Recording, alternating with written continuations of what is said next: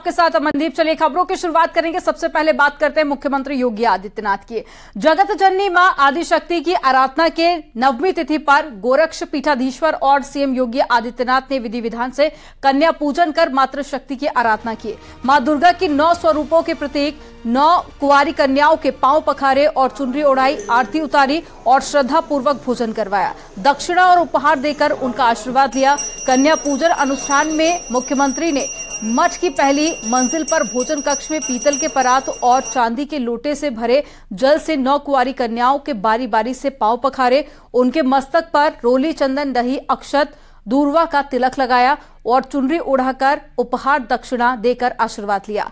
और साथ ही आपको बता दें, सीएम योगी आदित्यनाथ ने सभी कन्याओं की आरती उतारी। कन्या पूजन कार्यक्रम में सीएम योगी का सानिध्य पाने के लिए नन्ही बालिकाओं और बटुकों का उत्साह उमंग देखते ही बन रहा था। सत्कार और स्नेह के भाव से मुख्यमंत्री ने एक एक कर 9 कन्याओं और बटुक भैरव के पांव पखारे और पूजन किया। इस दौरान सीएम के हाथों दक्षिणा मिलने से काफी खुश बच्चियां नजर आई। तो ये तस्वीरें आपको दिखा रहे हैं। देखिए 5 तस्वीरें आपकी टेलीविजन स्क्रीन पर। पहली तस्वीर पांव पखारते हुए सीएम योगी आदित्यनाथ, दूसरी तस्वीर में कन्या आरती की और कन्या पूजन भी किया, अक्षत, रोली, चंदन लगाकर, और चौथी तस्वीर जहां पर सीएम योगी आदित्यनाथ कन्याओं को भोजन कराते हुए नजर आ रहे हैं।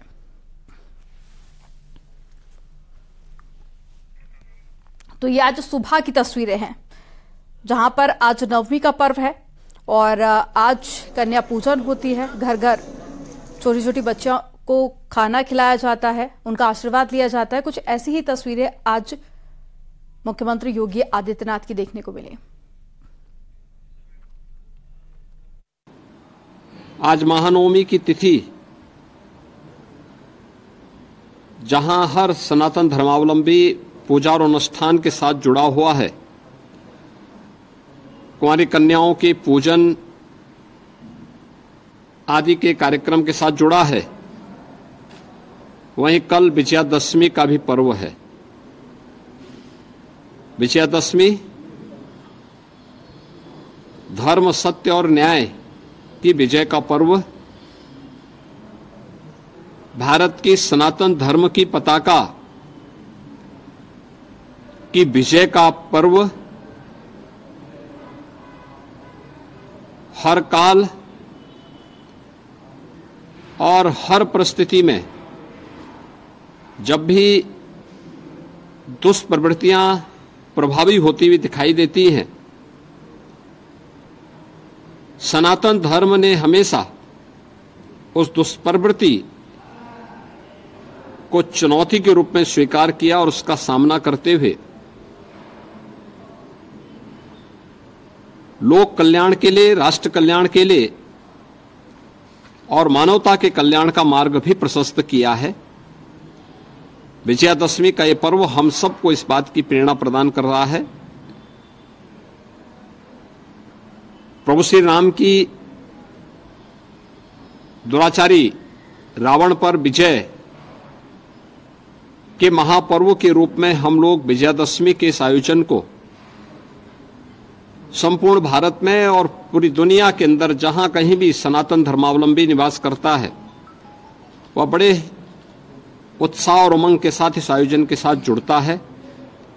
रामलीलाओं के आयोजन हो रहे हैं, जगह जगह अनेक प्रकार के आयोजन इस अवसर पर हो रहे हैं। विजयादशमी का पर्व भी पूरे प्रदेशवासियों के लिए मंगलमय हो, मैं इसकी शुभकामनाएं प्रदेशवासियों को देता हूं।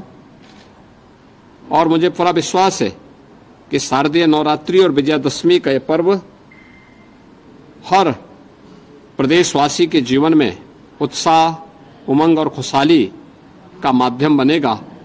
मेरी प्रदेश के सभी नागरिकों को अपनी मंगलमय शुभकामनाएं हैं और विश्वास है कि जगत जननी मां भगवती दुर्गा का आशीर्वाद हम सबको समाज की एकता के लिए, सशक्तिकरण के लिए, मातृशक्ति के सम्मान के लिए प्रेरित करेगा और प्रभु श्री राम का विराट व्यक्तित्व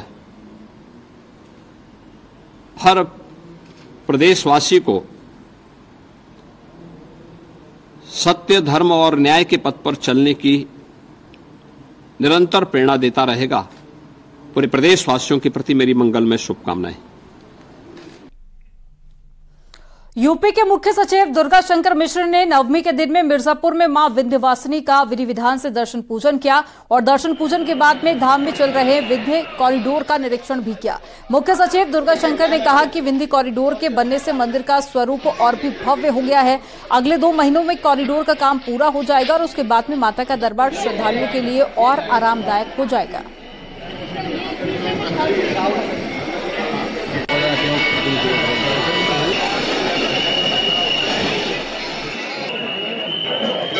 आज मैंने यहाँ पे विंध्य कॉरिडोर का सारा बहाना किया। देखिए कि कितना भव्य स्वरूप निकल करके आ रहा है इस मंदिर का।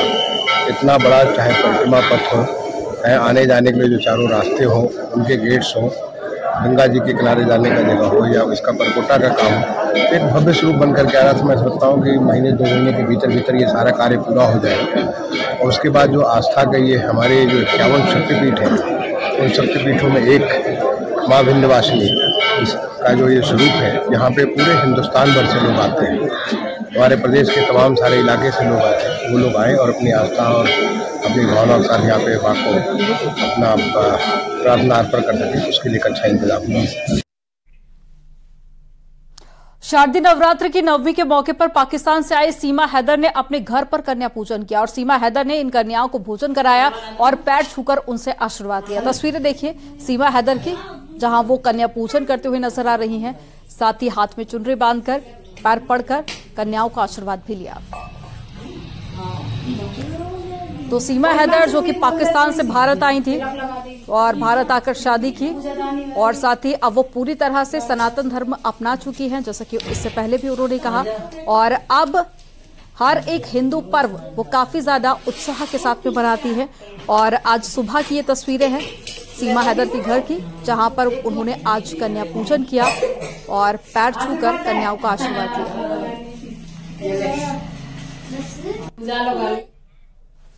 9 दिन में मैं व्रती रही।